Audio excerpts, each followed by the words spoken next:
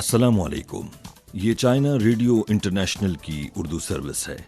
Beijing studio से अब तक की अहम खबरों के साथ मैं हूं एहतिसामुल हक। सबसे पहले अहम खबरों का खुलासा। चीन और दी बेल्ट एंड रोड इनिशिएटिव से वाबस्ता ममालिक के दरमियान अशिया की तिजारती हजम में औसतन सालाना 8% का इजाफा। चीनी वजारत तिजारत। आलमी बरादरी पाकिस्तान के इक़्तिसादी और समाजी इस्तेहकाम के लिए तामीरी किरदार अदा करे। चीनी वजारत खारजा। जहरीले केमिकल्स से भरी ट्रेन से ज्यादा खौफनाक अमरीकी सियासत की जहरीली धुंध है। और अब खबरें तफसील के साथ।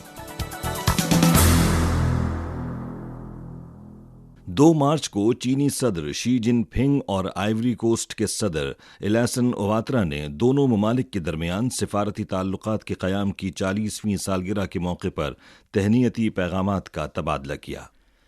2 मार्च को रियासती कौंसिल के इंफॉर्मेशन ऑफिस ने प्रेस कॉन्फ्रेंसेस का एक सिलसिला मुनक्किद किया।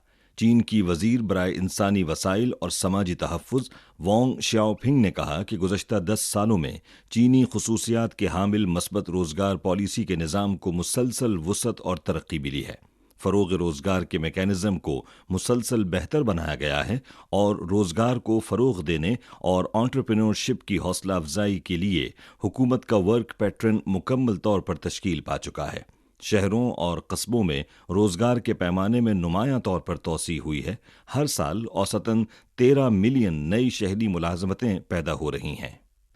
2 मार्च को चीन की रियासती कौंसिल के दफ्तर इत्तलात के ज़ेर एहतमाम प्रेस कॉन्फ्रेंस में चीनी वजारत तिजारत के मुताल्लिका अहलकार ने बताया कि बेल्ट एंड रोड इनिशिएटिव के आगाज़ से लेकर अब तक चीन और बेल्ट एंड रोड से वाबस्ता ममालिक के दरमियान अशिया की तिजारत $1.04 ट्रिलियन से बढ़कर $2.07 ट्रिलियन तक पहुंच गई है, जिसमें 8% की सालाना औसत तरक्की हुई है। सरमायाकारी के लिहाज से 2013 से 2022 तक चीन और बेल्ट एंड रोड से वाबस्ता ममालिक के दरमियान मजमूई तौर पर दो तरफा सरमायाकारी ने 270 अरब अमरीकी डॉलर से तजावुज़ किया। 2022 के इख्तिताम तक बेल्ट एंड रोड से वाबस्ता ममालिक तामीर करदा इक़्तिसादी और तिजारती ताउन के जोन्स में चीनी सनती और कारोबारी इदारों की जानिब से लगाई गई सरमायाकारी का हजम 57.13 बिलियन अमरीकी डॉलर तक पहुंचा और रोजगार के 4,21,000 मौक़े पैदा हुए। 2 मार्च को चीनी वजारत खारजा की तर्जुमान माओ निंग ने प्रेस कॉन्फ्रेंस में पाकिस्तान के कर्ज़ों के हवाले से एक सवाल के जवाब में कहा कि चीन और पाकिस्तान 4 मौसमों के स्ट्रेटेजिक पार्टनर्स और मजबूत दोस्त हैं। चीन और पाकिस्तान हमेशा एक दूसरे की हिमायत करते रहे हैं। उन्होंने कहा कि चीन ने हमेशा पाकिस्तान के साथ माशी और माली ताउन किया है ताकि पाकिस्तान की मईशत मुस्तहकम हो, आवाम का मयार ज़िंदगी बेहतर हो और मुल्क तरक्की के रास्ते पर गामजन हो सके।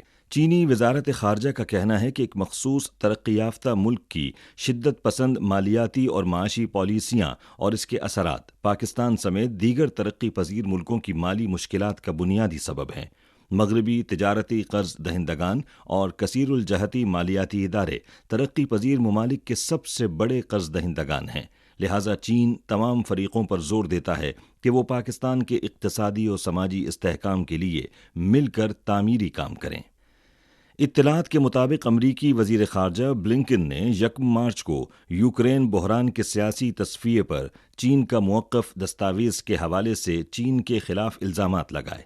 इस हवाले से चीनी वज़ारत ख़ारजा की तर्जुमान माओ निंग ने 2 मार्च को प्रेस कॉन्फ्रेंस में कहा कि यूक्रेन के मामले पर चीन मारूज़ी और मुनसिफ़ाना मौक़िफ़ पर कायम है और चीन क़याम अमन और मुज़ाकरात को फ़रोग़ देते हुए बहरान के सियासी हल को फ़रोग़ देता रहा है। चीन हमेशा अमन और मुज़ाकरात का हामी रहा है। माओ निंग का कहना था कि अमरीका यूक्रेन के मैदान जंग में मोहलिक हथियार भेजता रहा है और साथ ही गलत मालूमात फैलाने में भी मसरूफ़ है, जिसकी चीन सख्त मुखालिफत करता है। तर्जुमान ने मजीद कहा कि अमरीका खुद मुख्तारी का एहतराम करने का दावा करता है, लेकिन वो ताइवान के मामले पर अपने सियासी वादों की खिलाफ वर्जी करते हुए चीन के ताइवान को जदीद हथियार फ़रोख्त कर रहा है। अमरीका का दावा है कि वो अमन चाहता है, लेकिन वो दुनिया भर में जंगें लड़ रहा है।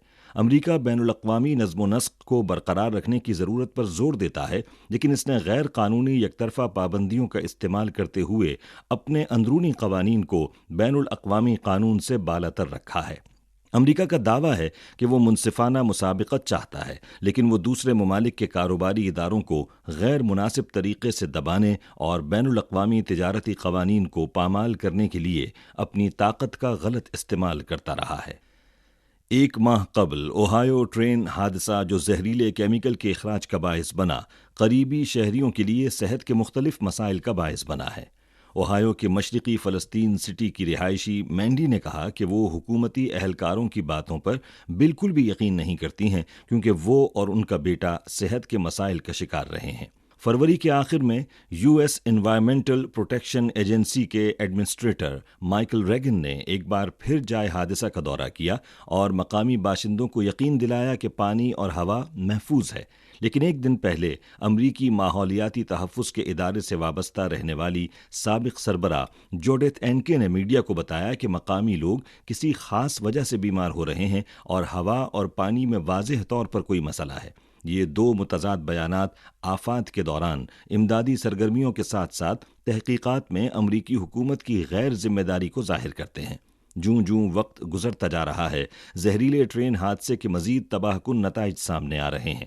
مقامی رہائشیوں کی بڑھتی ہوئی تعداد میں برونکائٹس اور دیگر بیماریوں کی تشخیص ہو رہی ہے۔ ساتھ ساتھ اس ٹرین حادثے کے اثرات دوسری ریاستوں تک بھی پھیل رہے ہیں۔ ریپبلکن پارٹی نے اس تباہ کن صورتحال کو نظر انداز کرنے اوہایو کے رہائشیوں سے ملنے کے بجائے کیف کا دورہ کرنے پر صدر بائیڈن پر تنقید کی اور مشرقی فلسطین کے لوگوں کو بروقت امداد نہ ملنے کا موازنہ یوکرین کو فراہم کردہ فراخ دلانہ امداد سے کیا۔ دوسری جانب ڈیموکریٹک پارٹی نے سابق انتظامیہ پر ریلوے کمپنی کی لابنگ کے تحت ٹرین کے ذریعے خطرناک سامان کی نقل و حمل سے متعلق ضوابط میں نرمی برتنے کا الزام عائد کیا اور اسے ٹرمپ کی غلطی قرار دیا ہے۔ عوام کی صحت سے لاتعلق رہتے ہوئے امریکی سیاستدان آپس میں الجھنے اور الزام تراشی میں مصروف ہیں۔ نیو یارک ٹائمز نے ایسے رویوں پر افسوس کا اظہار کیا کہ ٹرین حادثے پر بھی سیاست کی جا رہی ہے اور دونوں پارٹیوں کے سیاستدانوں نے اپنے سیاسی مقاصد کو آگے بڑھانے کے لیے اس قصبے میں لابنگ کی جہاں یہ واقعہ پیش آیا۔ بیرونی دنیا نے بھی واضح طور پر دیکھا ہے کہ غیر فعال امریکی جمہوری نظام میں سیاستدان اپنے مفاد اور تشہیر میں مصروف ہیں اور انہیں عوام کی پریشانیوں سے کوئی سروکار نہیں ہے۔ حال ہی میں عالمی برادری نے نارڈ اسٹریم پائپ لائن دھماکے کے اور اوہایو ٹرین حادثے کے بعد خطرناک کیمیکلز کے اخراج کے تناظر میں امریکی حکومت پر بڑے پیمانے پر تنقید کی ہے۔ مذکورہ واقعات کے پس منظر میں امریکی میڈیا کوریج میں متضاد مواد، معلومات کے سست اجرا اور خود ساختہ خاموشی جیسے بہت سے مسائل بے نقاب ہوئے ہیں۔ امریکی میڈیا کی ساکھ کے بارے میں ایک عالمی آن لائن سروے سے پتہ چلتا ہے کہ 84.12% جواب دہندگان کا خیال ہے کہ امریکی میڈیا کی ساکھ تیزی سے گر رہی ہے۔ انگریزی، ہسپانوی، فرانسیسی، عربی اور روسی زبانوں میں CGTN پولز کی جانب سے شائع ہونے والے آن لائن سروے میں 24 گھنٹوں میں 29,139 جواب دہندگان نے شرکت کی اور 1.95 ملین سے زیادہ مرتبہ اسے پڑھا گیا۔ اقوام متحدہ کی انسانی حقوق کونسل نے 28 فروری اور 1 مارچ کو ترقی کے حق سے متعلق اعلامیے کی منظوری کی 35ویں سالگرہ منانے کے لیے متواتر 2 اعلیٰ سطح کے اجلاس منعقد کیے۔ اقوام متحدہ کی ڈیپٹی سیکرٹری جنرل آمنہ محمد نے اجلاس میں کہا کہ اعلامیے میں عوام کی مرکزیت پر زور دیا گیا ہے، کیونکہ عوام ہی ترقی کو فروغ دینے والے اور حتمی مستفید ہونے والے ہیں۔ پائیدار ترقیاتی اہداف کا حقیقی معنوں میں حصول اسی صورت میں ممکن ہے جب ہر کوئی ترقی کے عمل میں شریک ہو۔ بدقسمتی سے ایک انسانی حق کے طور پر ترقی کے حق کو وسیع پیمانے پر تسلیم نہیں کیا جا سکا ہے، اور وقت آ گیا ہے کہ ترقی کے حق کو دوسرے انسانی حقوق کی طرح ایک انسانی حق کے طور پر تسلیم کیا جائے۔ یاد رہے کہ دسمبر 1986 میں اقوام متحدہ کی جنرل اسمبلی نے ترقی کے حق سے متعلق اعلامیہ منظور کیا تھا۔ مارچ 2022 میں اقوام متحدہ کی انسانی حقوق کونسل نے 2023 میں اقوام متحدہ کی انسانی حقوق کونسل کے 52ویں اجلاس کے دوران ترقی کے حق سے متعلق اعلامیہ کی منظوری کی 35ویں سالگرہ منانے کے لیے ایک اعلیٰ سطحی اجلاس منعقد کرنے کی قرارداد منظور کی تھی۔ اسی کے ساتھ خبریں ختم ہوئیں۔ مزید خبروں، تجزیوں اور تبصروں کے لیے وزٹ کیجیے ہماری ویب سائٹ urdu.cri.cn